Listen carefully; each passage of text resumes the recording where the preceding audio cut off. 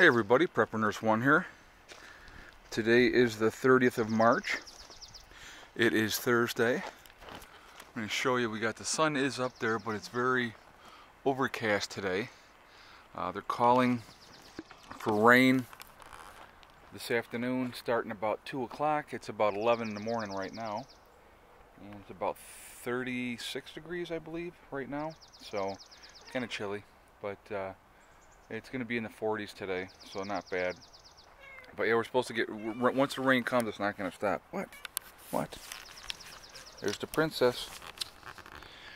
Yes, baby girl. Oh, I know. So anyway, a couple questions have been brought up like over and over again lately, and they're talking about security, okay? So I want to talk today about security. How would I secure my homestead and keep things safe and stuff like that? And again, this goes back to one of the things I've talked about over and over again about having a group. There's a number of people that plan on coming here when things go belly up, and obviously at that point we're going to work together. I've already spoken with some of my neighbors and we've planned on working together as well, okay? And they're, doing the same preparations, not probably to the extent that I have, but, they're prepping as well. My one neighbor behind me, he's extremely prepped up just like I am. So, him and I have talked quite a bit. And so anyway, so there's a couple other people that I've spoken with as well.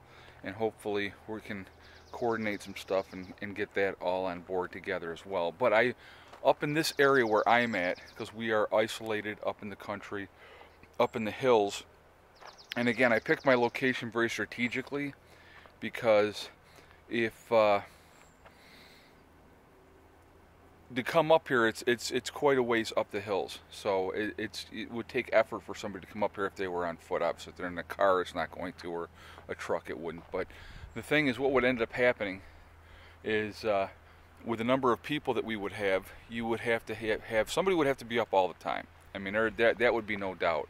You'd have to have an LPOP, which is a lookout point, observation point, where you're keeping an eye on things.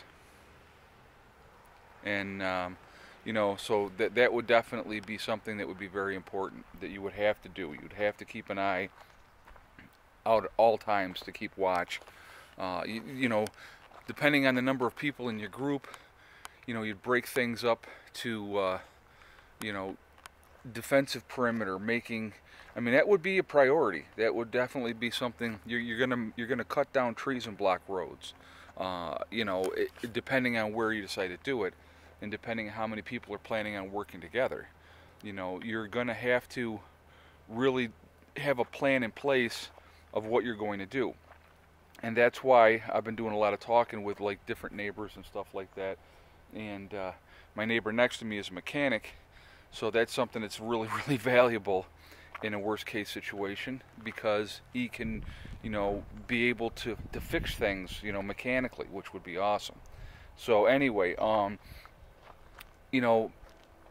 having your lookouts, having your outposts where you're keeping an eye on things, like I said, somebody would have to be up all the time. The days of just sleeping all night long and thinking that you're safe would be over. I mean, if somebody set up in the woods and just like opened up on my building, then we're screwed. You know what I mean? Because it's not designed to, withstand gunfire, obviously. So, it's like I said, it would be a whole different ball game. But like I said, you would have to have people up all the time. You would have to have, foxholes dug and be ready to defend, and bunkers built, and just be ready. And you would actually, sleeping in the house at night might not even be an option, to be honest with you, because if somebody opened fire on you, you're a sitting duck. So having something, up in the hills, dug into the hill, a bunker underground, that might be the spot where you end up having to sleep. So I mean, it would change. Everything would change. I mean, it's like right now, while the world is semi-normal, if you want to call it normal, we just continue to prep the best that we can. In a worst case situation, a shit hit the fan situation, now you have nothing but time.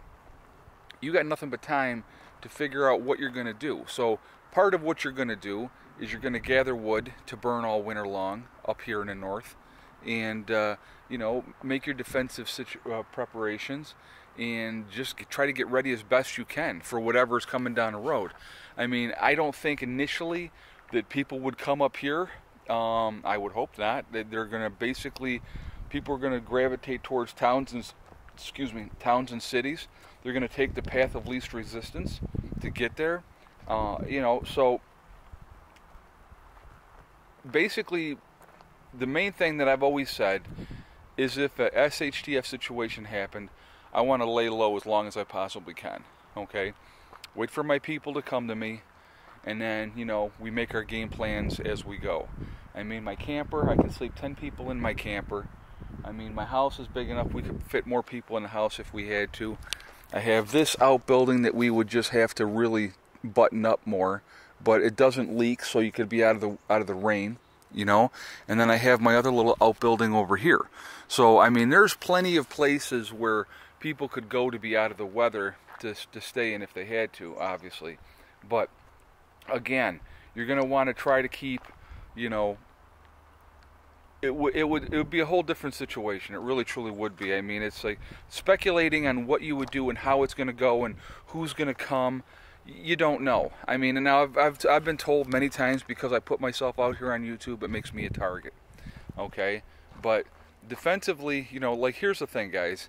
I mean, you have to have guns to be able to defend yourself. I mean, that's an absolutely no-brainer, you know. And you have to be willing and ready to use deadly force if necessary.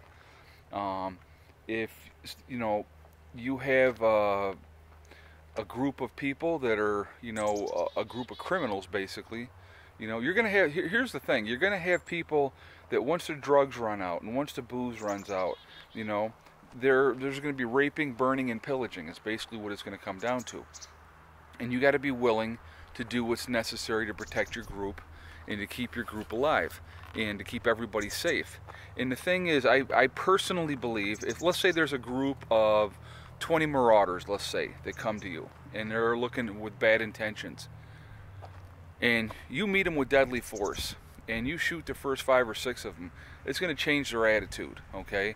They're going to be like, you know what, that group, we're not going to screw with that group, we're going to go on to somebody else. Now, will we lose people? Most likely. It's going to happen.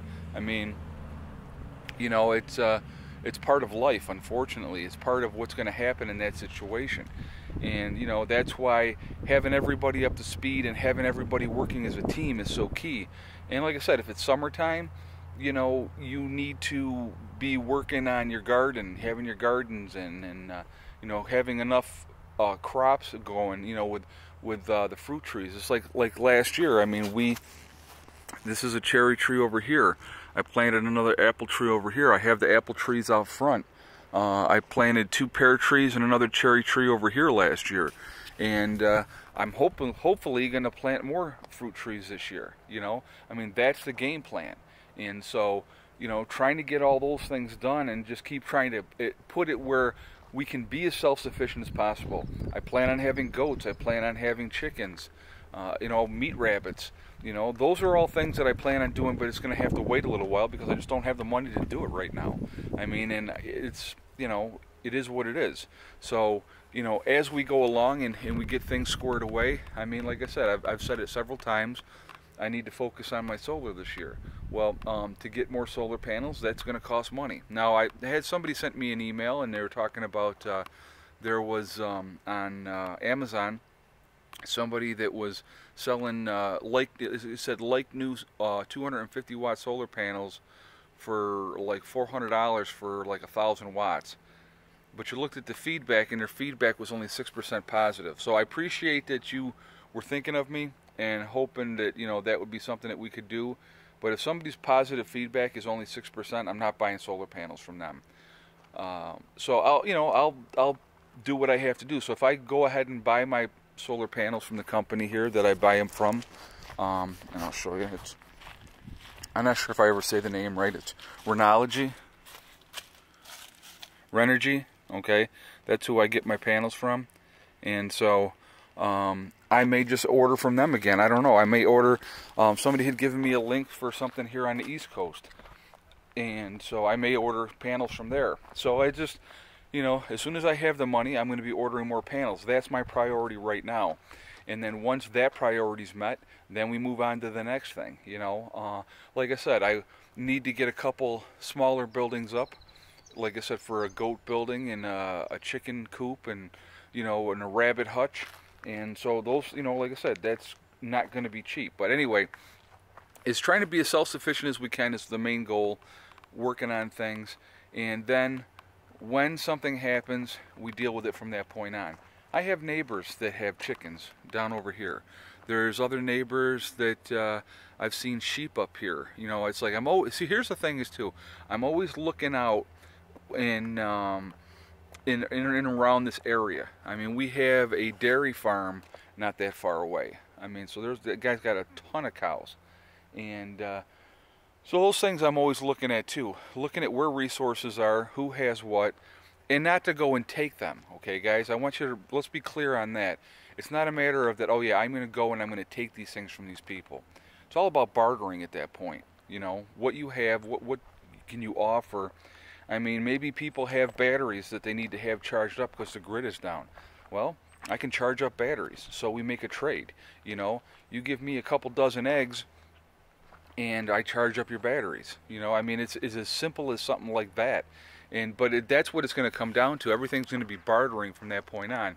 But I think that once the initial crap happens, I think you're going to see small towns basically lock themselves in and put up barriers and not let the outside people in. And so that, I think you're going to see that happen quite a bit.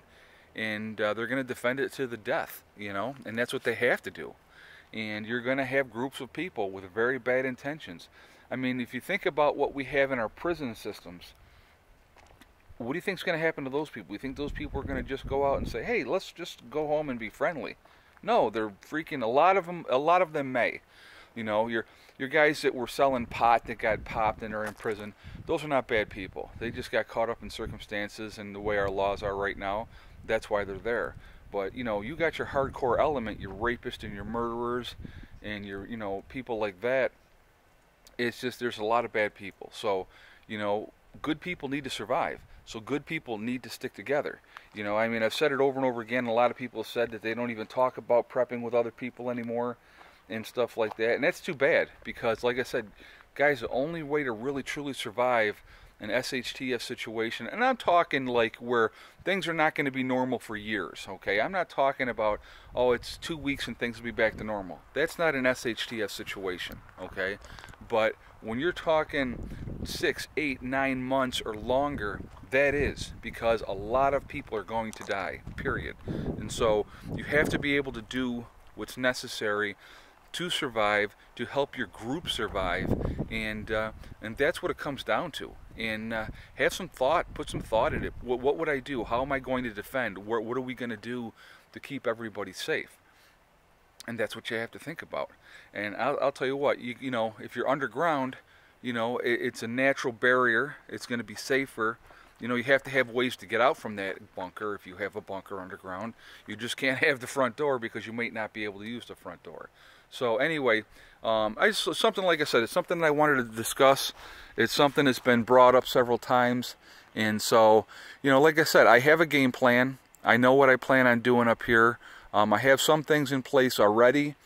And like I said, it's just a matter of, I know that I plan on working with my group and I plan on surviving. And I'm hoping to make sure that everybody else in my group survives as well. But I'm also a realistic person. I might not survive, you know what I mean? Because I'm definitely the type of person, I'm going to be out front, I'm going to make sure that my people are as safe as I possibly can make them safe. So anyway, guys, I'm going to jump off of here from now. I hope everybody's doing well, and I will talk to you all again soon. Remember to hug and kiss the ones that you love, because tomorrow is not guaranteed. We never know what's going to happen, so that's very important. And remember, guys, it's one step at a time, it's one thing at a time, and it's one day at a time. And whatever your goals are, you're going to meet them, and that's it. So, just keep plugging along. I know it can be overwhelming. and it can be scary. And people have said, oh, you know, if you haven't started prepping by now, it's too late. I think that's BS. It's never too late to start. You know, do it, work on it methodically, and before you know it, you have a good amount of supplies. Okay? So I'll talk to you guys later. Prepper Nurse 1 out for now.